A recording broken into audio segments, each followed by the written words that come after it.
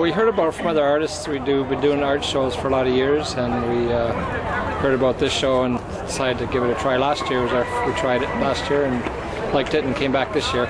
Well, it's a different way of working with stained glass. I call it layered glass art because instead of the regular way of putting it together with solder lines everywhere, it's in layers, so it's glass against glass and it's much more delicate.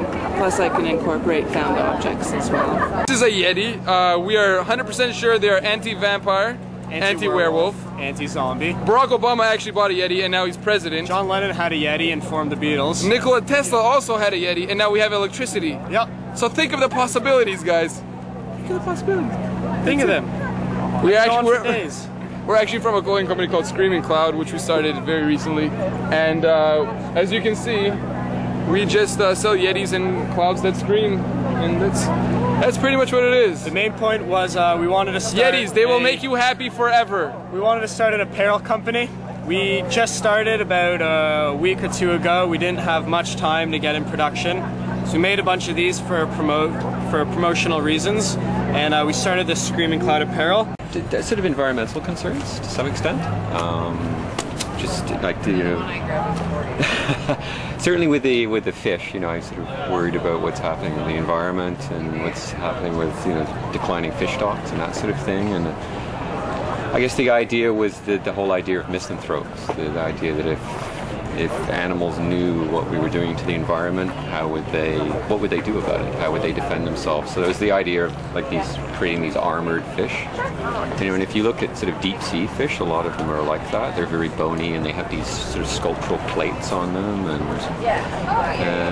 And the driftwood pieces I get from up in Georgian Bay. So I go beachcombing and I sort of collect pieces. And if I see something that has sort of a figurative component to it, then I strap it on top of my car and bring it back to the studio and then start working on it. I started making jewelry for myself, and I started getting stopped on the street and complimented on my jewelry and saying, "Oh, where'd you get that?" And I'd say, "Oh, I made it." And then people would be like, "Well, do you sell your own stuff?" I'm like, "No." And I used to work in childcare, actually. I did that for 8 years. And then I just decided one day I'm sort of done with that, and I thought I'd take the leap and give this a try, and now I do this full time. Wow. Painting over here, it was inspired by a music video image. So there's these moments in music video images where if they're a lower quality film, the pixels disintegrate, and you can really tell different moments of pixels. So there's this kind of square-like pattern that goes on in this painting that's inspired by that. And so I search through those type of images, and then I look for ones that I think translate really well into paintings.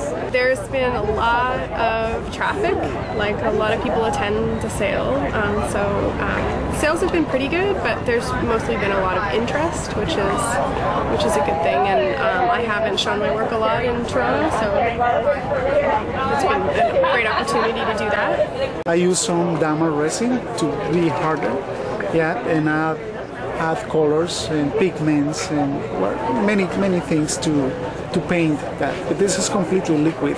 I heat the wax, I melt it completely at 250 degrees, and I apply with brushes on wood panels.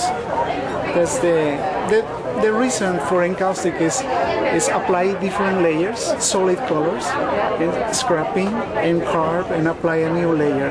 That's the reason for encaustic. That's the technique. But it depends on your creativity.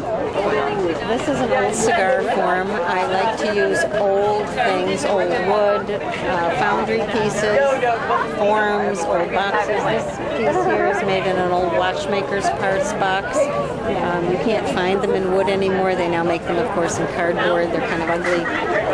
So I collect a lot of old boxes and find old things, findings,